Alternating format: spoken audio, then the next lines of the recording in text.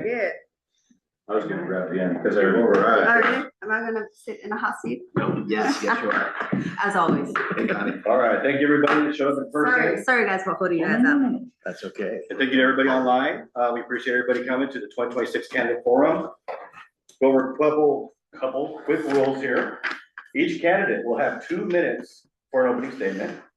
Each candidate will have 2 minutes to respond to each question posed by the moderator.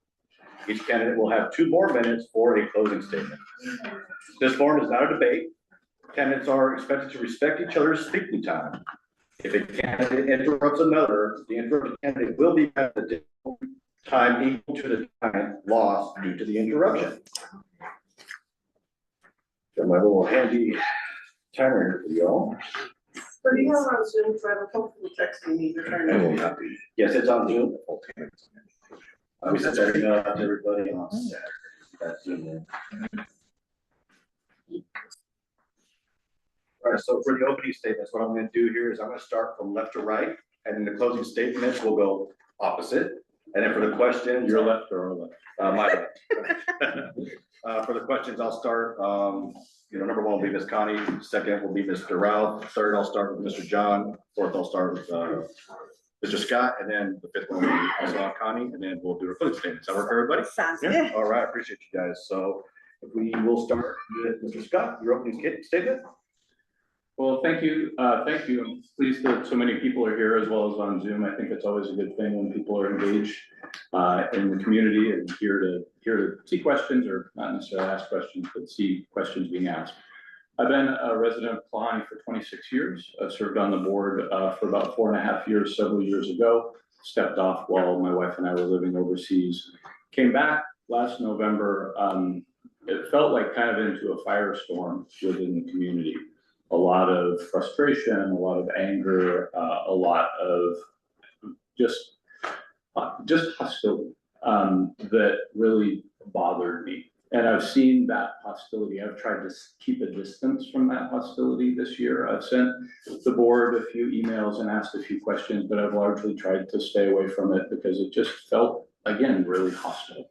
And so that has troubled me for the last year. And I'm not blaming the present board or the prior board. I know everybody that's been involved in the board is working hard and cares deeply about Kalani and is just doing the best they can and is volunteering their time.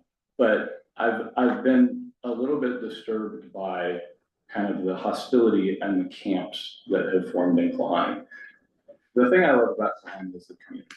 I'm not a pickleball person. I'm not a dog park person. I'm not a playground person. I'm not a tennis court person. I'm not a pool person. I'm a Kalani person. I've used all those amenities from time to time, but I really don't now.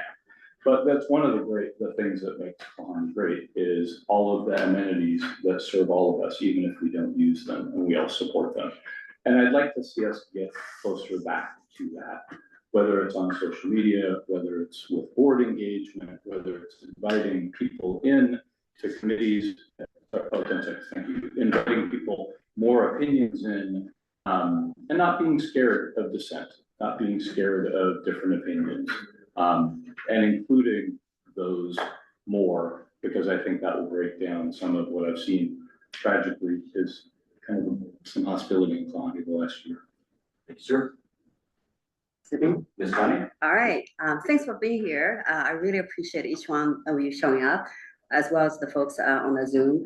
I came from I came from China actually, so I love this system, right? So it's a very democratic system. You guys all get to have your voice, and then I've been Kalani for a lot of years, 20 plus years now. I moved in 2016, and then raised my kid here, and who is a classic Kalani kid, basically Challenger Middle School in the Beaver Lake and the Skyline High, as you can imagine. And then I love this community. I think I've been on the board before. I ran for the board before. I served for I think 6 years, and then I was appointed back 2 years ago, maybe. I can't remember now, but it's very different, but it's also the same. I think that different parties, actually people are more engaged. That's why I thank each one of you for being here. And for those of you who are online, so people are a lot more engaged, because I think my experience with the Kalani, which I've done tons of volunteer work, is is apathy. I think for any democratic system, which is what we have right now, apathy is the biggest thing that is not good for the democratic system, right? So I think getting engaged matters a lot more than who win actually, because one thing I do believe in today, there are a lot of, I want to adjust the elephant in the room, right? There are a lot of hostilities between the homeowners, feels like, right? But one thing I want each one of you guys to think about is that there's nothing like to be gained for each one of us sitting here to win, right? So it's we're volunteering. He's an attorney charged by hours. I'm an attorney charged by hours. But we're here. We all want what's best for this community. We may differ on what's best, but we have the same goal. That's what's the best for this community. For that, I want each of you to keep it in mind. I know I'm not a social media person, but I'm not engaged in any of the groups. I know something's happening there, but I'm not on social media, so I don't know, but I heard about it. So I want you to keep that in mind when you hear it. So thank you so much for the opportunities. Thank you, Matt. Mr. Rob. Okay, well, unlike the other three here, I have never sat on the board. All of them have prior board experience. I do not. Also, unlike, I know. I'll go sit in the corner in a few minutes. I'd be the smartest person here. No, that was actually my next point is that I have a couple lawyers to the right of me, and I have some military genius to the left, and I'm in adult beverage sales. So, I'm up against it here, but what I do have is a strong sense of community. And I think there's going to be a common thread up here. These three people are great. So there's not a wrong answer tonight. But it's having moved here a dozen years ago, coming from Southern California, where the only way you could get outside and do something as a community is if you did a play date in the backyard. And I got to come here, and it was a life changer immediately. And what really stood out during those years was that connection, support, genuine neighborhood involvement that brought the community together. That really, we were here a month and we were like, this place is special. This is really great. And over the years, I've gotten involved. Served on a bunch of Kalani committees and stuff like that. So close, but no cigar for the board yet. Just on committees, but I've been involved in committees for a number of years because it is important to me to give back to the community that offered us so much, and so that's why I wanted to do this because consistent with what both of them said. First of all, I think engagement is very important, but how you engage is equally important. And I feel like we kind of lost our way a little bit in Kalani on how we choose to engage with each other and bring it back to a strong sense of community and neighborly personality. So, anyways, I guess I'm done. Mr. John. Well, good evening. Thank you, Chris, and thank you, Haley, and the staff for putting this on together. And I appreciate everyone showing up both here and online. But I want to start with something that is very important to me, and that is time. I served 25 years. My family moved multiple times, lived overseas, and spent a lot of time apart from each other. And when you live like that, you really understand the true value of time. When my family and I moved to Kalani, time took on a different meaning. It meant it was time to establish roots, make connections with neighbors, as well as be part of the community without preparing to move. That's why Kalani is so important to me and my family. Now, what does that have to do with serving on a board? It has to do with everything. That means I respect your time. That means I put in the effort up front so we don't waste time and have to do something a second time. That means I take the time to communicate what the board is doing so homeowners don't have to waste their time trying to find the information. The board restored the bylaws returning homeowners' rights. And what that gave was you time to be able to vote on things that was important to you. Before, 4 members could commit you to a $12.5 million loan that you had no say in, you did not approve, and you did not vote on. But because of this board, you do now. You have a decision in things that affect your wallet, and you have a decision in the path of this community. In 2025, homeowners asked this board to return homeowners' rights I believe I played a big part of that, and that I ask for your vote so that I can continue to move this community forward. Thank you. Thank you, sir. All right. We'll go into questions now. Like I said, I'll start with one, and then we'll start with this one to the right, okay? So very first question for those at home, and then for those that are here, we have the questions printed out on the table. If anybody would like to take those, they're there for you, okay? What do you see as the biggest challenge facing our community over the next few years? And how would you help address them as a board member? Mr. Scott? Thank you. I think any board has a main challenge of deciding what the limits are of what they're supposed to do, what they should do and what the staff should do. That is always a tension with any board. And I think that is a tension with Kalani as well. How to make sure that staff are doing what they're good at and the board is doing what they're good at. And that's not unique to Kalani. That's every board I've ever served on has had an issue with that. I think John raised the bylaw issue. We have significant bylaw changes that we're going to have to make over the next 24 months because there are Washington state laws that are changing. And so we changed the bylaws this year. There are additional bylaw changes that we're going to have to make over the next 2 or 3 years to come into compliance with Washington state law. And those bylaw changes may be troublesome for people in the community. We're going to have to deal with bylaw changes because the state law will require us to make those changes. Folks here are probably that have been around for a while are familiar with the Highland Gardens issue. About 7 years ago, this board made a decision before I was on the board to sign away it works out to be about $62,000 a year now in dues that we're not collecting from one of our apartment complexes called Highland Gardens. There was some effort to move that forward. It got a bit lost with some staffing changes and COVID and with time. I would like to see us renew our attempts to get those dues back. And then finally, I think we can all agree in the same way that the houses here in Kalani age, some of our amenities are aging as well. And I appreciate the fact that we want to be frugal and we want to be wise and we want to involve people in decision-making on restoring and preserving those amenities. But there are going to have to be some decisions made about amenities like the dock, like pickleball courts, like basketball courts.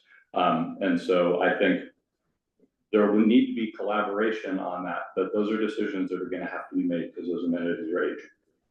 Thank you, sir.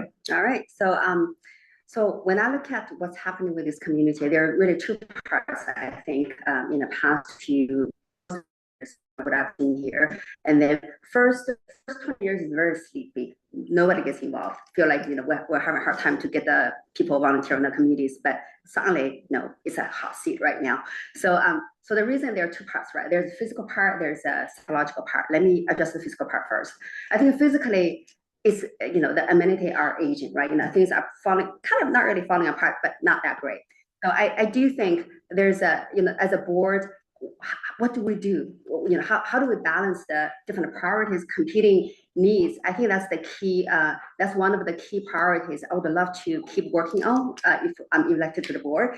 The reason is we have a lot of stuff, oh my God. So this is one of the best neighborhood. I feel like in Seattle, right? There's so many great things we can do, but there's so many great things we need to fix, right? So I think, going back to Scott's comments, I'm not a pickup person. I know, my knees shut right now, so I can't really do anything. But the great thing about not being able to do anything is be able to listen. My ear still works. So I would love to work with all the homeowners to figure out what is your priority as a majority, right? What is the collective priority? I think I would love to address that. The second part I want to address, really working on the board, it's a psychological division we have here. It shouldn't be this way, right? I feel like for the past 2 years, it's the first time I hear people are attacking each other, right? It shouldn't be this way. This is home. This is the harbor. This is the place we come back. We relax. We go out, run, and then just say hi to your neighbors, not the place to attack each other. So I think psychological division is one thing I would love to work on, and then work with the board. I know board have different priorities, individuals, but I do think there's a neutral space we can be to heal. I do think, I know I'm a woman, but healing matters a lot to me. I don't like conflict. I have a lot of conflicts at my work. As an attorney, right? I like this place to be peaceful. Thank you very much. Mr. Ralph. My turn. Yeah, I mean, look, we are in many ways Kalani, and no one will admit to it as around us, but we are the envy of many communities around us because of our amenities. You look at what we have to offer. There is nothing else on the plateau or even down below in Issaquah that has anything close to what we have to offer in our community. Here, here. And so we have that, and that's what we can really hang our hat on. But quite honestly, the biggest challenge we're facing right now is, before we can address any of those aging amenities, is the division of our community. Before we can get any major projects done or accomplished, we really need to reconnect with each other and get back to working together. Like I already said before, when my family moved, the first thing we felt was how supportive the community was and Neighborly was. And until we make that connection again, that is what is going to be the core to bringing back our community, to getting the amenities that are important to all of us, or to the majority of us, back to where we want them to be. We are aging, so we have to do something about it. Every neighbor I talk to, and I'm gonna read a little bit here because this is important. Every neighbor I talk to, they've been here for decades or just moved in, wants the same things: a friendly community, a safe place for families, and a neighborhood we can all be proud of. We won't always get or agree on every detail, and that's okay. It's okay that we all don't agree. But what matters is that we talk to each other, we listen, and we work together through our differences respectfully. I like to think of it as we're paddling a canoe. If we're all paddling in different directions, we're gonna go around in circles. So until we all start getting the oars in together at the same time and paddling in unison, that's when we start moving forward together. Thank you, sir. Well, I think Kalani actually faces three challenges that impact one another. The first one is one this board kind of has already addressed, and I mentioned earlier, was homeowner oversight and homeowner rights. But I do think this election is really a referendum on that, is making sure the board continues and you have a board that respects homeowners' rights, and that we make it, when there's a major financial decision out there, the homeowners in the community gets a vote. The second challenge, I think, is creating a long-term plan for Kalani's facilities in which homeowners understand, homeowners trust, and homeowners agree with. And a lot of that work has already begun on the Renewed Kalani Committee, as we begin looking at the projects and aligning those up. Now, it's interesting, you have to align them with weather, you have to align them with residential use, and then you have to align them with permits. And all of that takes time, and all of that has to be organized and coordinated correctly, along to have the funds in place to be able to do that. I do think we need to really look at the reserve fund a little bit more to make sure those dollar amounts are correct as we go forward and looking at that long-term plan. The third one, Scott mentioned as well, is ensuring our governing documents comply with the Washington state law regarding HOAs. There's a bunch of attorneys looking on that right now, on how that affects different types of HOAs, whether that's small, medium, or large, and we expect actually a lot of changes between now and then. So the challenges that I mentioned really aren't a mystery. They require protecting homeowners' rights, providing a long-term plan that homeowners understand and can support, and the transparency to make sure homeowners don't have to waste time looking for information. So the question is who do you really trust to tackle these three challenges that I laid out? Thank you. Thank you very much. All right, our second question, we'll start with Ms. Connie on this one. Tell us about your previous volunteer experience in our Kalani and or local community. Ooh, 2 minutes is not enough. You never know. Okay, so I've been everywhere. So I started volunteering many years ago. I actually on the Fine Committee, and I was on a neighborhood watch. I was the one who was hosting neighborhood parties, and then we got to the point nowadays my neighbor just knocked on my door on the July 4th, regardless if I have a party or not. So, which is great. And then I've been very long time on the FNO committee. I love to just stay involved and knowing what's going on and what I can help with my expertise. And I've been on ACC committee for a very long time. If you're a homeowner, you probably saw me there. And then, so I think that locally, I've been classroom volunteer, through my son's school year. I was in Challenger, I was in Beaver Lake. I got my firm sponsored the robotic program in the Beaver Lake. I think that's the only sponsorship they've ever gotten, and with the money attached to it. And then I was heavily involved in a levy bond legislative committee with ISAQA when we were trying to redo the school issue. At the state level, I'm heavily volunteering in the Washington State Bar Association. I'm the chair. I was the chair for the IP session. I'm past chair right now. I was the president for Washington State Patent Law Association. So I love volunteering. That's my way of giving back. I got so much from this country. I came from China. I love this country. I got so much. I'd love to give it back. So that's what I'm here for. I hope I can serve you with all of my expertise. Perfect. Thank you so much, man. Mr. Ralph. And in under 2 minutes. There you go. Okay, there you go. There's more. You want to hear it? Part two. No, so over the past 6 years, I've served on a number of Kalani committees, 4 to be exact. Right now I'm involved in both the Sports and Rec Committee as well as the Renew Committee. Beyond that, I spent 7 years on a board of the Kalani swim team, the local Kalani community, which is a local Kalani community, for those of you who don't know, well, most of you probably do, that puts families and neighborhood support at the center of its mission. I've also volunteered in a variety of roles in numerous of the local groups, Sammamish Little League, Eastside FC, Big Star Studios up in Snoqualmie, the Skyline High School. Even at Skyline High School, I did a number of things, including volunteering at DECA, and also I also did the announcing at the local Skyline soccer games, because people said I had a face for radio, so I took them up on it. What these roles, the important thing is the variety of different roles, variety of different things that help me, understand like the different natures of building a community and how to collaborate with people who have very different backgrounds, which plays right into this. So as a board member, I'd bring the same experience, steadiness, and community first mindset for Kalani. Perfect. Thank you so much, sir. Sounds great. And thank you. So my family moved to Kalani in 2023, so it's obvious I am the newest homeowner out of the candidates here. After 25 years of service, we moved to Kalani and ended up at Audubon Ridge, and we felt like we won the lottery. It didn't have to do with any of the amenities. It had to do with the neighbors. We jumped right into neighborhood life.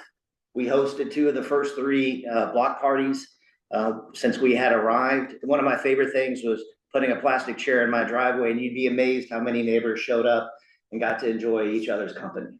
That's community. That's something I want to share. That's something I want to protect. Now, it took me a little bit over a year to get involved formally with the HOA. It happened after the October 2024 town hall meeting in Challenger. From then on, I began attending the boards and committee meetings and ended up joining the board early last year. I'm currently part of the communications committee and Renew Kalani committee. And as a newer resident, I just wanted to thank all of you who have made Kalani such a great place that it is. I realize that does not happen overnight. And I would like to personally thank Scott, Connie, and Ralph for all that you have done to make this such an amazing community. And not to worry, I plan to pay it forward. Thank you. And then we thank you for your service. Thank you, sir. Appreciate it. Scott?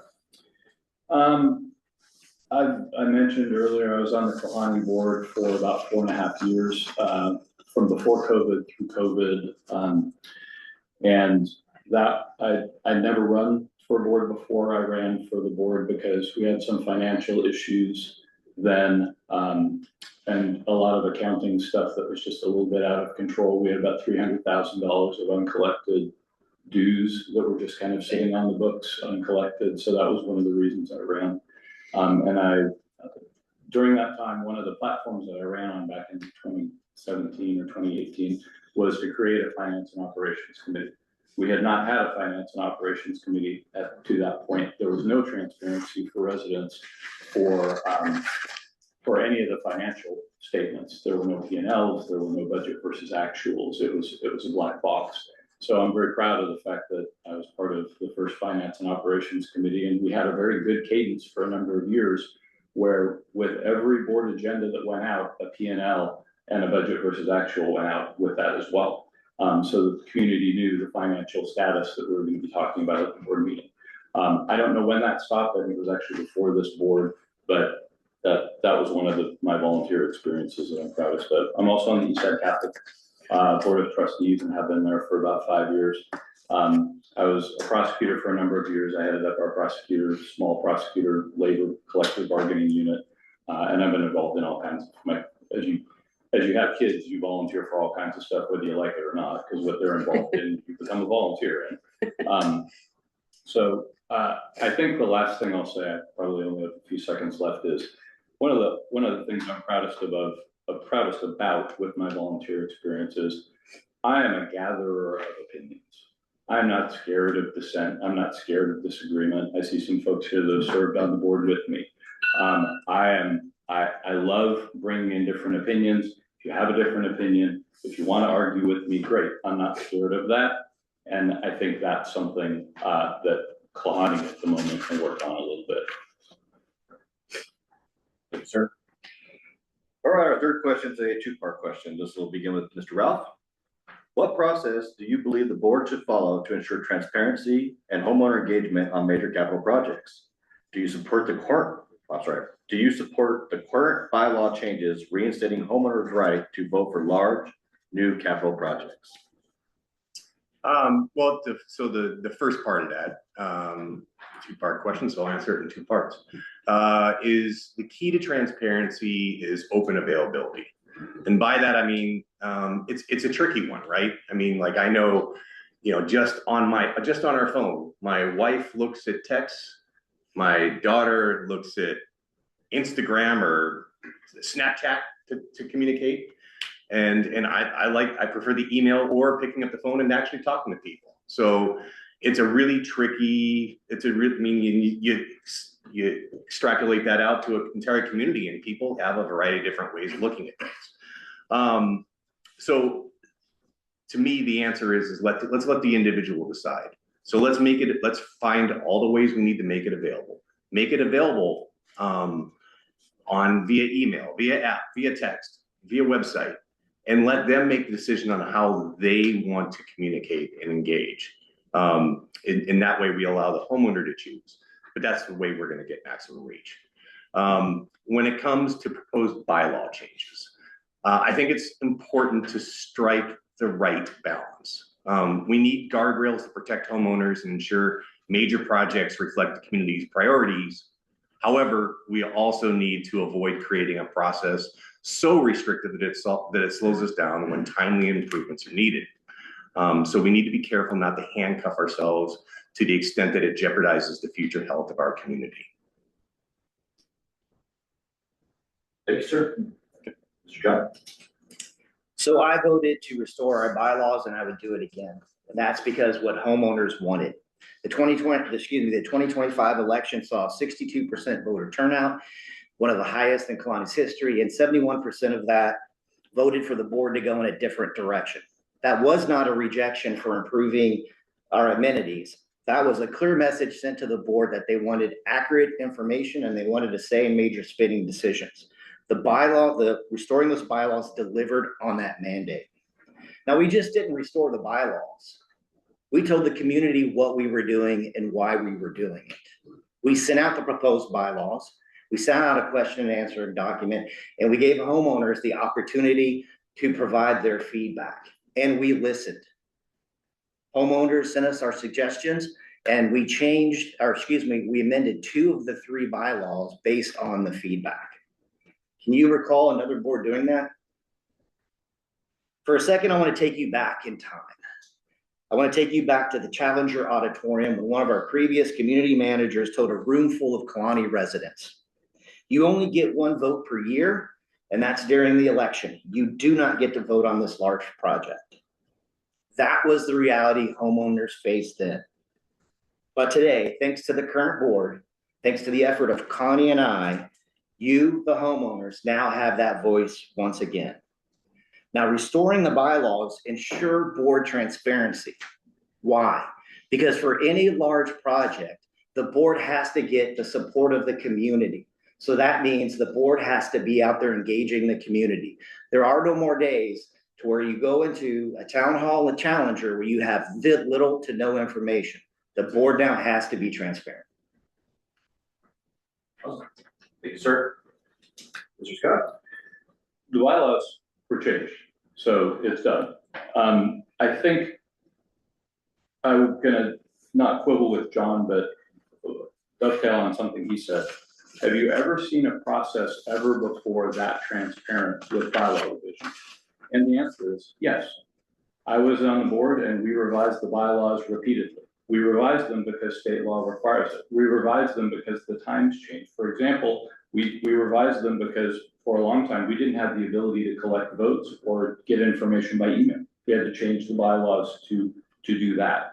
So generally, the way that bylaws are changed in an organization like Kalani is you have a bylaw committee. And that committee is anybody who wants to participate gets to be involved on that committee. They don't have to sign a code of conduct. They don't have to go through an interview process. They get to participate in that. And you get all kinds of perspectives based on that. And you'd be shocked what you can learn that you haven't thought about with bylaws. So you can be in a bylaw committee. You put together draft bylaws, that committee does. They put them in front of the board, and anybody can be involved in that. And that's often a long process. That process can take many months. You generally will have a legal opinion. You'll have a lawyer. Sometimes they'll come to a board meeting. Sometimes they'll come to a community meeting to explain, here's the bylaw revisions we're making and why. And there'll be a legal opinion that even the community can look at. So my quibble with the bylaws is not that they were changed, it's done. My quibble with the bylaw change was it was done in a way that it honestly, John, has never been done before in Kalani. There was no committee, excuse me, sorry. There was no committee. There was no involvement by the community. It was essentially the board saying, no, I appreciate the fact that the community voted, but there was less engagement and there were less voices than I recall from being on the board previously. In terms of transparency and homeowner engagement, absolutely. You can't do a major capital project without homeowner engagement.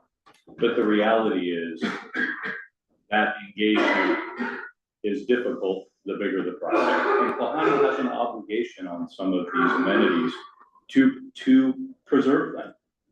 They just do legally. So how do you do that when you have a community that may say, I don't really care about the dock? And you have a community that you have an association that has to preserve the dock. How do you do that? That's me.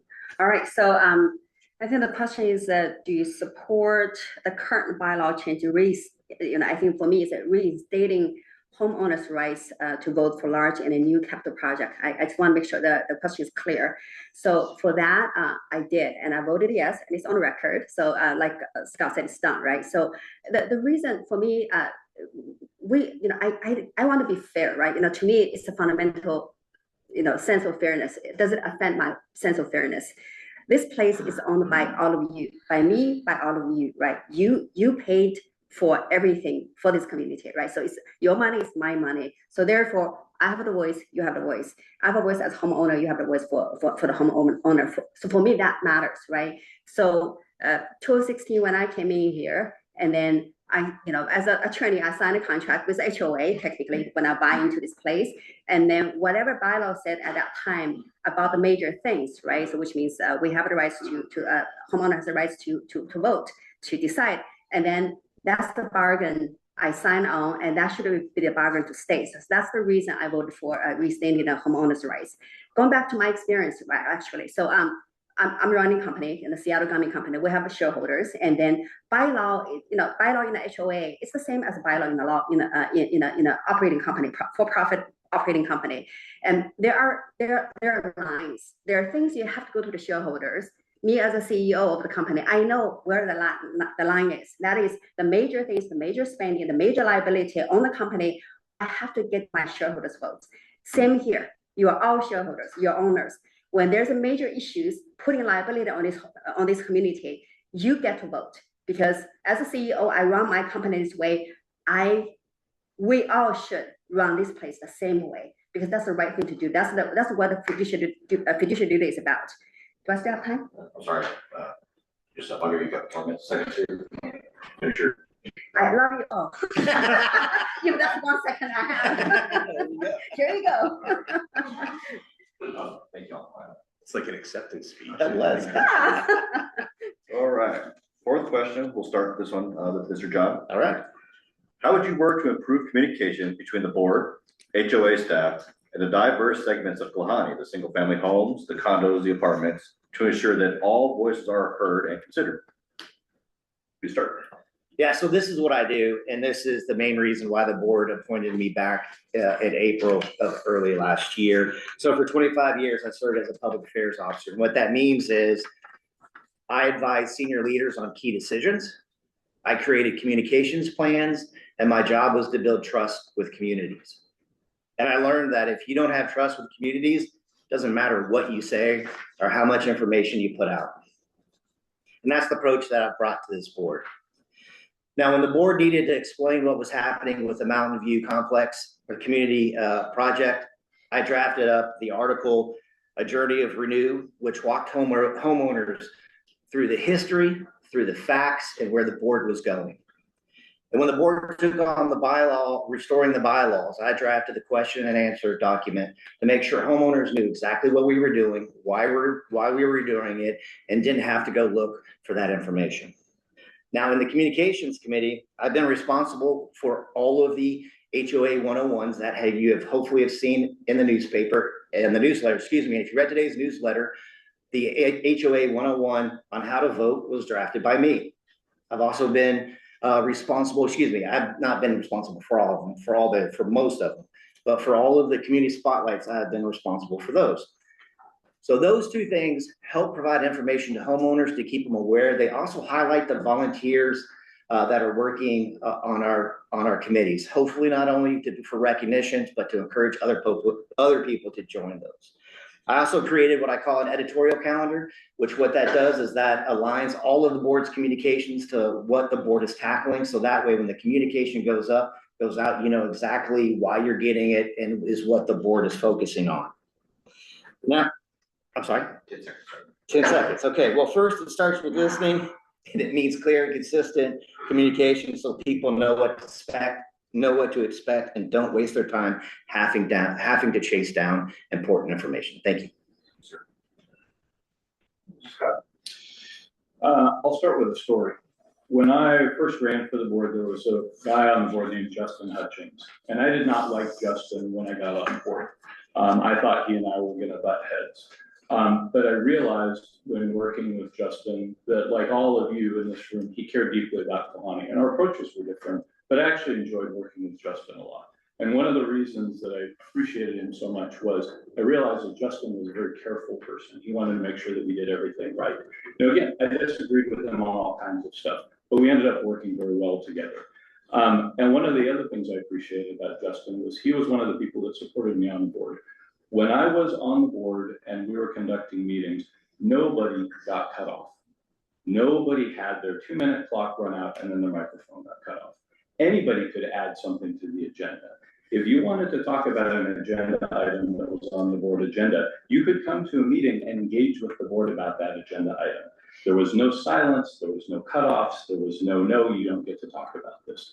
It was the same in committees. If you wanted to come to a committee that talked about the pools or talk about the PPAC, you could come to that committee. And if your questions took 20 minutes, they took 20 minutes. That was part of the engagement. And if you disagreed, I'll give another name. There's a gentleman named Paul. Paul, for years, came to board meetings complaining about the finances. And I always gave Paul as much time as he needed. It drove the other board members crazy because it made our board meetings take 20, 30 more minutes.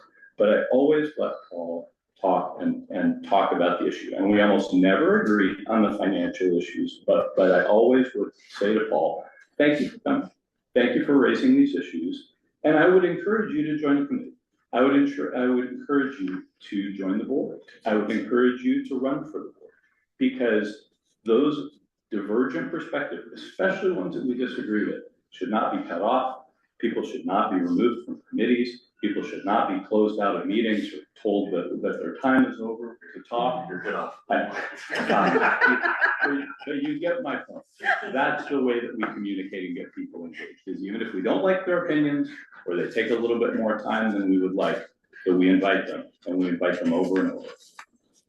Good, sir. Ms. Conlon? Okay, I promise I won't name names, but.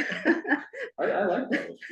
I still like them. Okay, so, how do I improve the, communication? I think, a lot of people think the words, the volume of the words equals communication. It's not, right? I think sometimes we can talk to each other. You know, there's an old saying in Chinese, chicken talks to ducks, right? They can't understand each other. It doesn't really mean anything.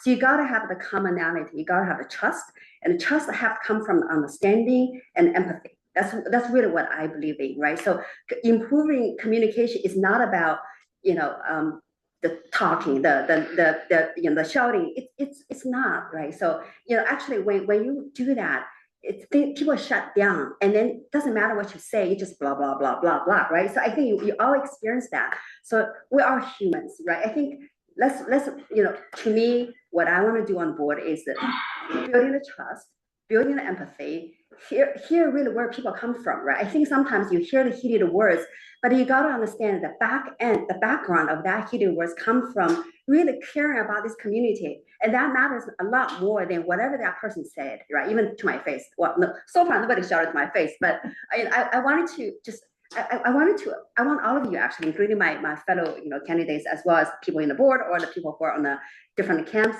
you know, really sometimes stop, you know, think about what the other person are saying, why they're saying it. Once you understand that why, I guarantee you the communication will improve, because you can understand why they're saying it. You're going to realize they're caring about the same thing as you are. You're just different, you know, you're just a different way of solving the issues. My team run into that all the time. I'm running a company, as you can imagine, right? And it's all high, you know, personality, the A personality, right? I'm dealing with the HR issues right now. And then, but once you get them to calm down and think about, you know, we're all carrying the same thing, then you can solve that. The communication will improve. And the last thing I want to say is that for all the boards, doesn't matter if I'm on or not, I want you all to think about it. Always assume the best out of each other. Give each other the benefit of doubt. I guarantee you communication will improve.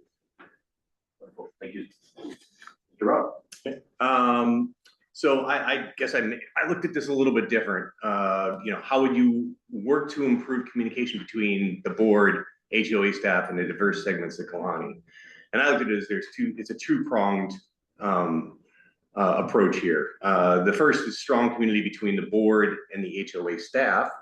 And then the other part is between the HOA staff and the board and the community. So to me, like, just as important as how the board interacts with the staff, we're fortunate to have the amazing staff team we have.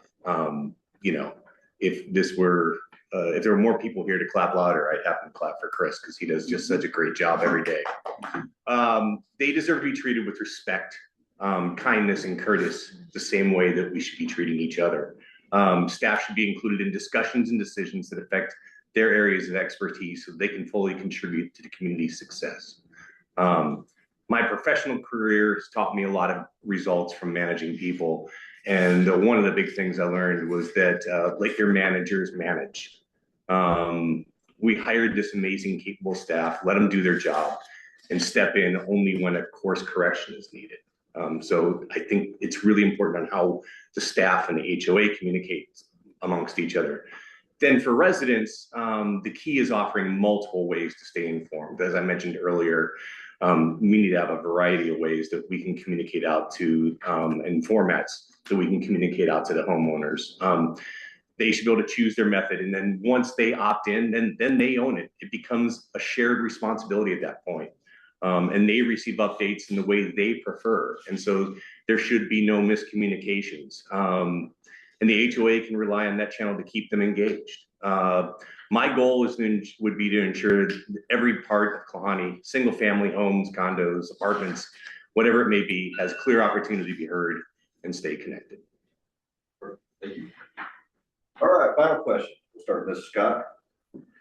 What experience do you have with financial oversight, budgeting, reserve studies, long-range planning? And how would you ensure Klahani's finances remain sound for both routine operations and future needs?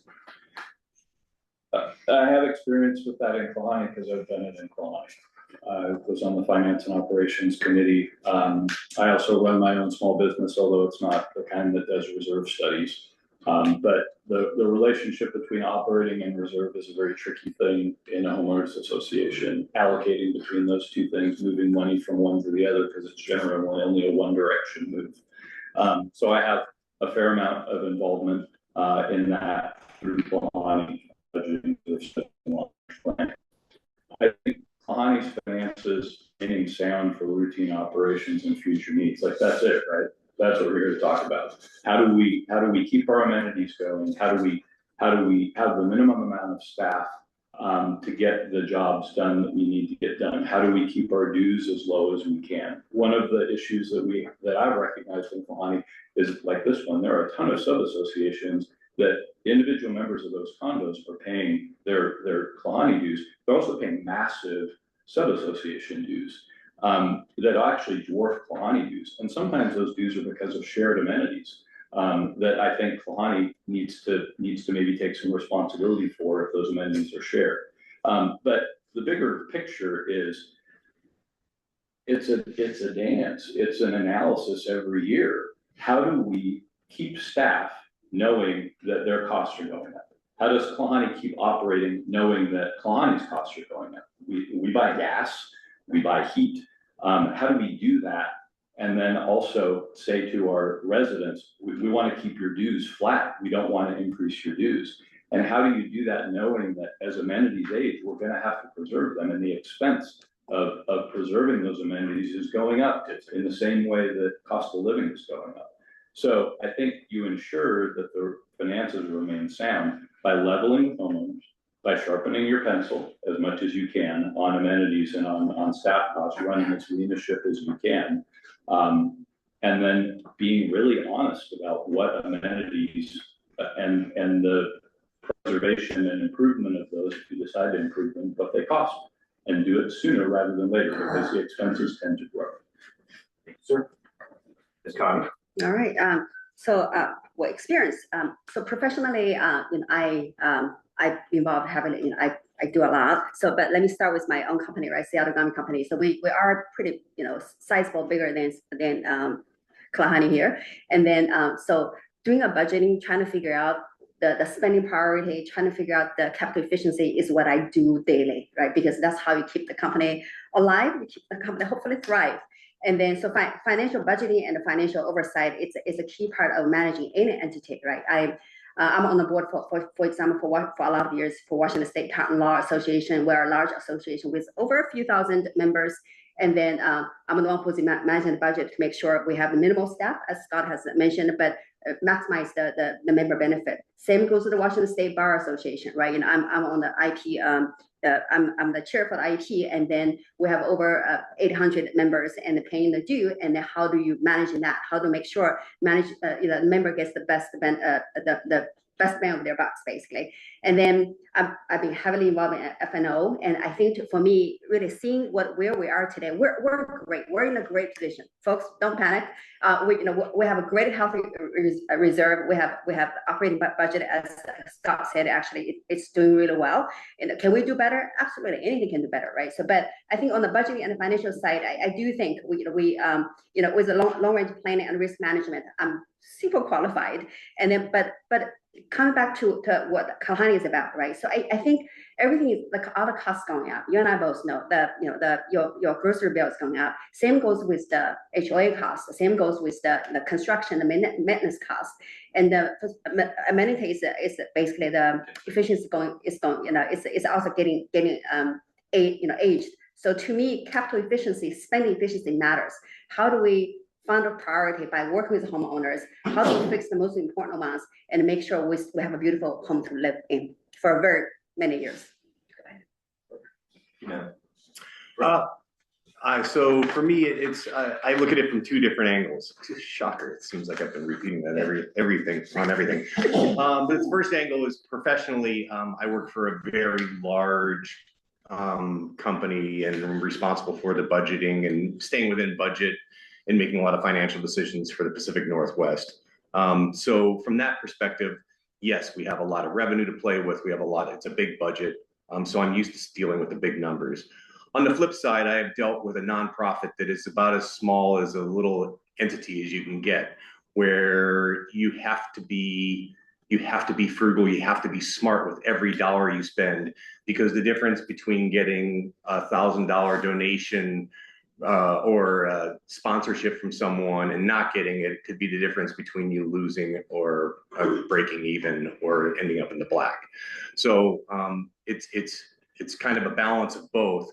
When it comes to major financial decisions in Kalani, again, I don't have to be the financial wizard that is counting, that is looking at the finances and doing all the numbers. I don't need to be that number cruncher. I don't claim to be that number cruncher. But I am the manager of that number. And what I can do is I can make the well-informed, thoughtful decisions based on the facts that person can present to me and the scenarios presented. So the approach I would bring to safeguarding Kalani's financial stability would be balancing the immediate needs with a clear long-range perspective. Thank you, sir. All right, so my professional background is in communications, but that doesn't mean I lack, or that doesn't mean I lack financial experience and haven't impacted the bottom line. So currently today, I manage an $80 million outreach and awareness campaign for the Navy's Maritime Industrial Base program. And I want to tell a story about when I worked for the East Coast SEAL teams. I had the commander come to me and ask me, how do we get costs under, can you help anything with our cost? And can you help anything with all of our operators and all the stress they're going through?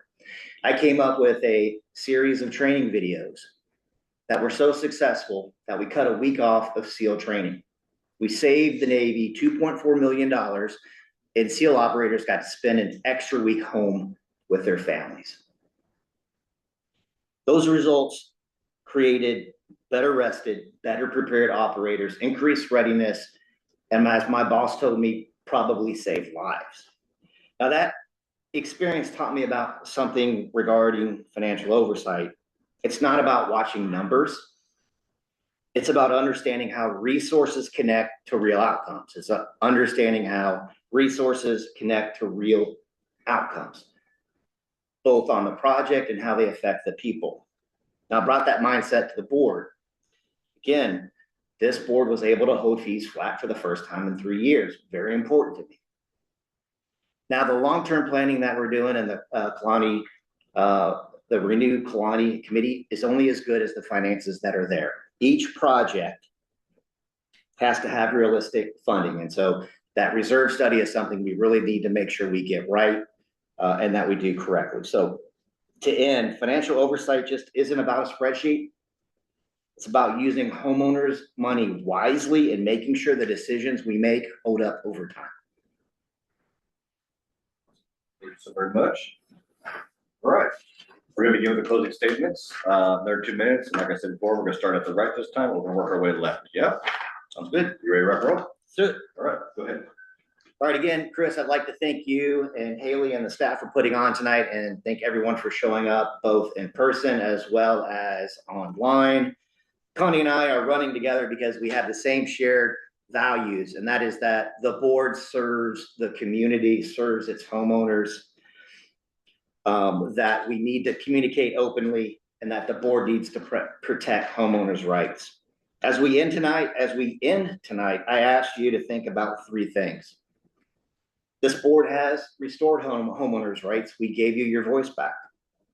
We have communicated with homeowners many ways and many times. And we've held fees flat for the first time in 3 years. So when you vote in this election, I ask that you vote for me, and I ask that you vote for Connie. When I opened tonight, I led off with a story about the most valuable resource to me, and that was time. Let me prove it to you by giving you some of my time. Thanks, Chris. Thank you, sir. Before I jump into what my closing statement was, I heard a little bit of what you said, and it's no disrespect, but I would urge everyone, first of all, I didn't know who else was running. I just wanted to run. I don't have a candidate that I'm running with. And I would ask all of you out there, vote for who you want to vote for and who you feel you should vote for and who makes you feel the best that you're voting for. There's no teams up here. And in the end, we're all one team at the end. When whoever is on the board, then it is up to the board to work together as a team. But we're all individuals up here running separately, unless I missed something in the notes. I'm running because I believe in this community. It's people, it's potential, it's future.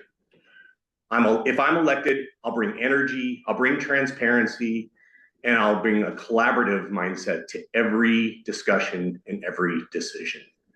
I'll listen, communicate openly.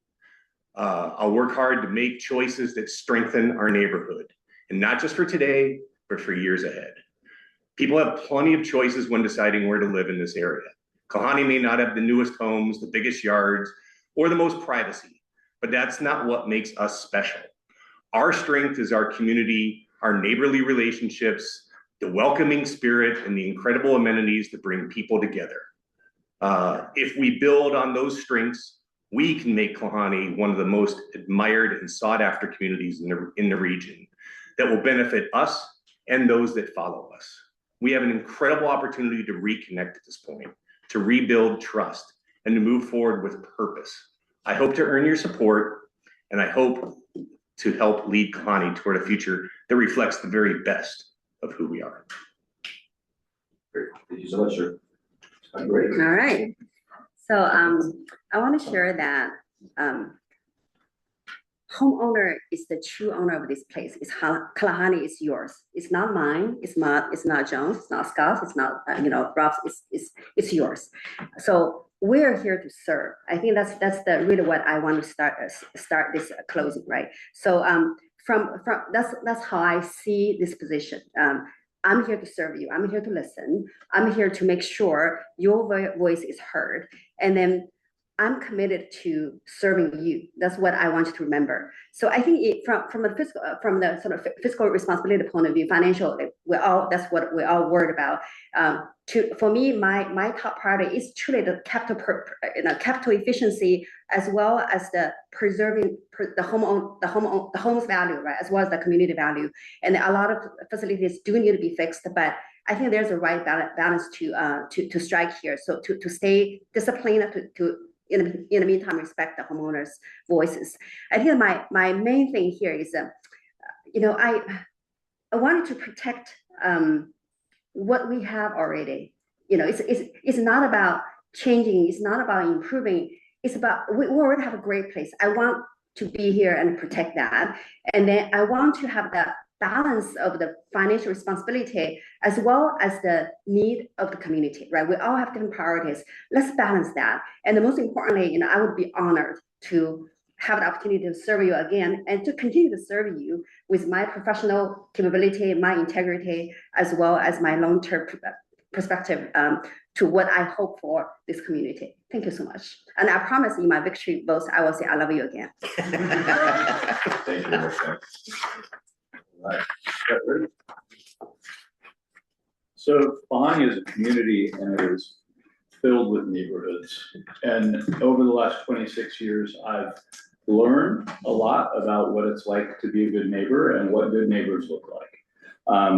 And I think that is what sets Kalani apart. There's lots of neighborhoods and places that have pools and swing sets and trails and lakes. Those are not necessarily unique. But Kalani is a community, and it's a community of neighborhoods where people are neighbors to each other. And I'm sad that seems to have been lost a bit in the last year. And we can assign blame for who lost it or why they lost it or how it can be preserved, or we can remain angry about that it was lost or whatever. I don't have any animosity toward prior boards or this board or any other board. I know that they are all serving as best they can with a great true heart of trying to care for Kalani. But we have lost our way, in my opinion, as neighbors. I'm not gonna call anybody specific out, but I walked in tonight and I extended my hand to a gentleman and I said, "Hi, I'm Scott." And that gentleman said, "I know who you are." And I said, "Who are you?" And he wouldn't give me his name and he wouldn't shake my hand. That is tragic, because unless I've burned your house down or kicked your dog, there is no reason not to believe, no, I didn't do either of those things, not to be neighborly. We can be neighborly and disagree. We can disagree vehemently. We can disagree loudly, but we're a place where that disagreement should not break relationships. And there are relationships in Kalani that are broken now, in my opinion. There are people in this room that have scoffed at certain things that I've said and rolled their eyes, and that is too bad. Because that shows me that we have broken relationships. We shouldn't have that. We should be a neighborhood where we ask people's opinions, where we welcome disagreement, and we welcome divergent views. I'd like to get back. Sir. All right, everybody, I want to appreciate our tele candidates here, I appreciate your Thank time you. and your efforts, I worked with all you over the Thank you, last Chris. 5 years, that's great. Guys. Very special times, quorum here and, or forum, and thank you for those at home, thank you for everybody showing up here and your time, and that's the meeting. Thank you. Thank y'all. Good night. Thank Oh, it does, and they call it. Stare right Oh, is at it? you. Oh, yeah, yeah, right. That's the word. They call it the hour, that's what they, yeah, so I don't know if that's the Thanks, actual. Chris.